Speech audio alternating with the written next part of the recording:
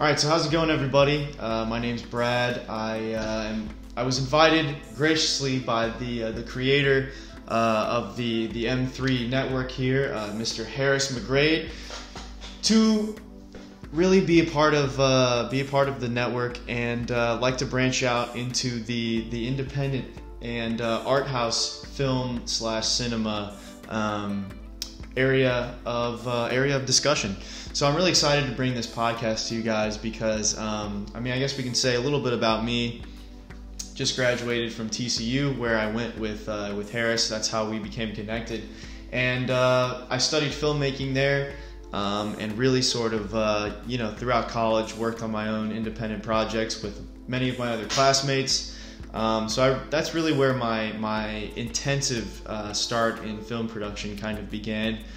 Since I was a kid, I would say around 5th grade, I'd always been interested in filmmaking.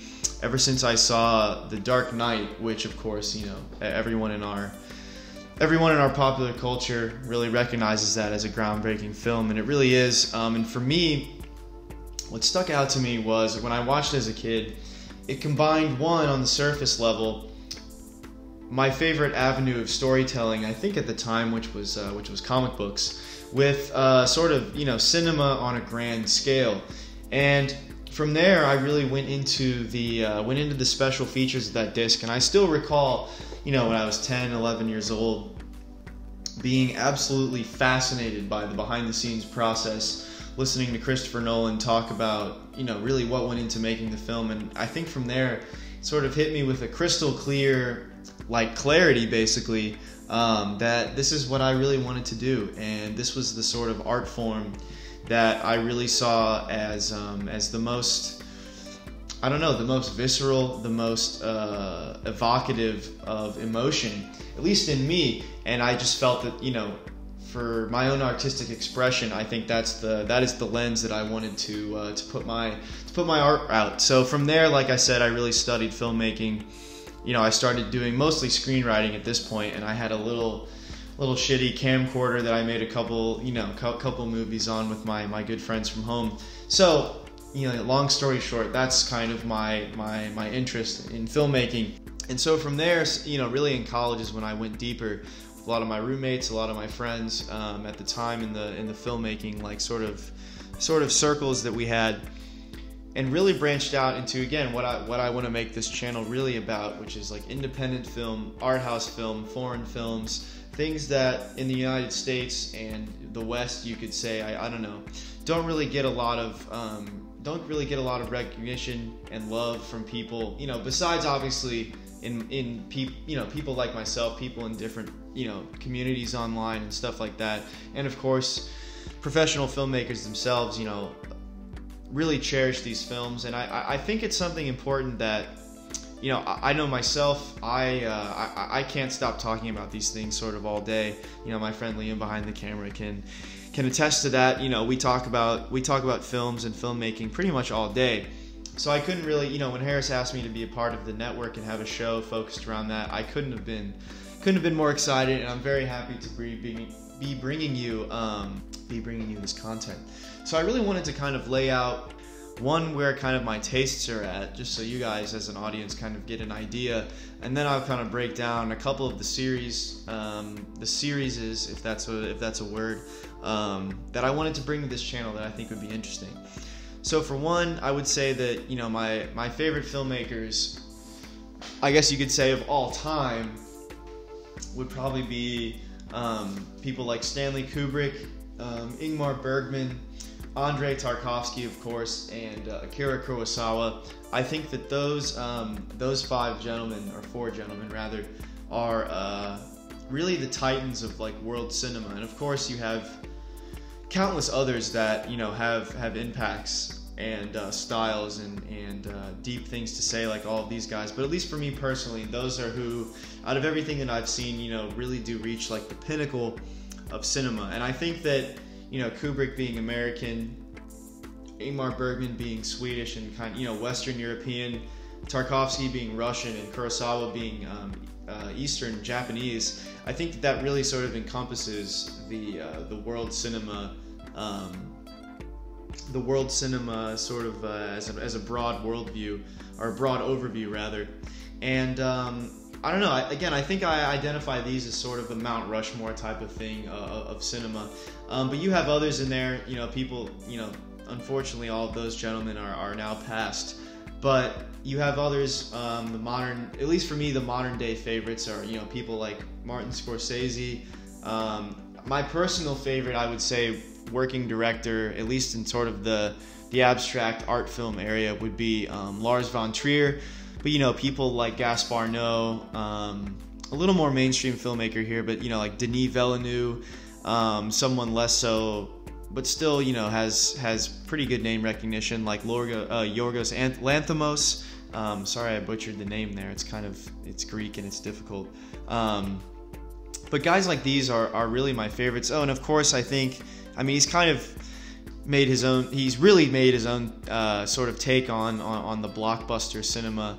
But Zack Snyder, I would say, is another notable big influence for me as a filmmaker and as a film fan. So people like that, in an abstract filmmaking sense, except for someone like Zack, are really where I get a lot of my inspiration and truly have some of my favorite films of all times between the filmographers of all of those gentlemen. So, with that kind of out of the way, a little bit of an introduction to my taste, I did want to give you guys a breakdown of the couple series that I wanted to really address. And so, for one, I'm a big supporter of the Criterion Collection, which is a company that restores and puts out these beautiful editions, physical media editions of old classic cinema, foreign films, art house films, all kinds of stuff that is outside of the mainstream and I think deserves sort of a mass release. So like, for example, right here, I have the box set of Ingmar Bergman's cinema, who I would say, at least I've seen all of Kubrick's films and Tarkovsky and not all of Kurosawa, unfortunately, but with someone like Bergman right now, I'm really on a kick in studying his films and going into his deep dramatic pieces, so I'm really excited. But in any case, Criterion makes editions like this, and I have about 50 or 60 or so of these films, so I'd really like to make a video series cataloging these for you guys, and as sort of a recommendation of if you're that interested to go out and buy physical media, I think these would be really great. And a lot of them are some of my personal favorite films and are films that are barely talked about and known among people, just sort of broadly, but also, people in my generation, stuff like that. And I think that the more people get exposed to these films, I think the better. So I'd like to make a series outlining the things that I own, at least, as well as a director's series. And for that, I'd like to go through and I'd have to make a more definitive list, and I'm working on getting all these things sort of mentally squared away. But I'd like to make a more exhaustive list of who I think are, again, a combination of the best and my personal favorite directors, and finding a happy medium there. I'd really like to, give profiles on these directors, give you maybe a top 5 of what films are their best, where to start, those types of things. So I'm really excited about that. I think that that'll be really fun. In terms of film, I tend to follow directors unless there's specific titles that I just find recommended or find interesting. I really follow directors and their careers. So like I said, going through all of Bergman's filmography, I had in school I had an entire class about Kubrick with Liam here. So we watched all of his films. In chronological order. So I'd really like to do stuff like that, and for someone whose artistic aspirations are to be a director and writer of film, I think that'd be really fun to explore.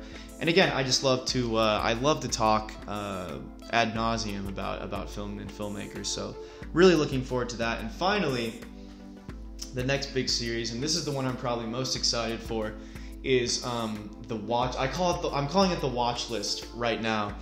And really what this is I've had a ton of family members, a ton of friends, all constantly asking me, one, sort of what is my favorite movie, if I can have one, and they've also asked me almost more so, what's a list of something to watch? Where should I start with wanting to watch more movies?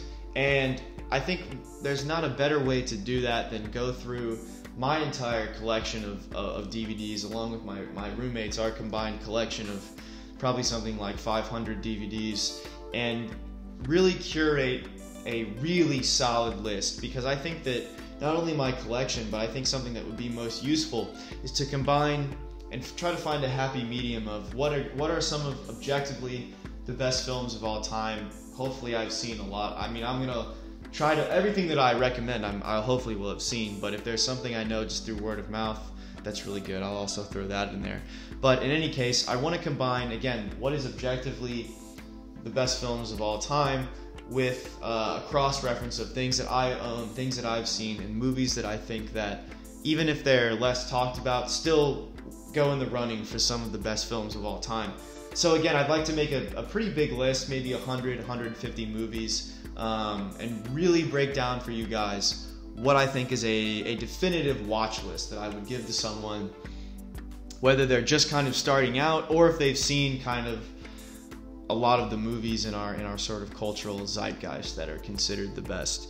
So look out for that. The Criterion series, the Director series, and the watch list are 3 projects that I'm really excited to sort of curate and bring to you guys. So I'd like to say I hope this has been at least a good, solid intro into kind of who I am as a person. And as we go, I'll talk more about my influences, what I find really inspiring, the stuff that I'm working on. I'm trying myself to get a start in independent filmmaking and get my films out there. So I hope this has been a good introduction, and I can't wait for the rest of the channel to grow, and the series to really grow, and to really interact with you guys as an audience, because the more people I can talk about film with, the better. So thank you for watching, guys, and I'll see you in the next episode.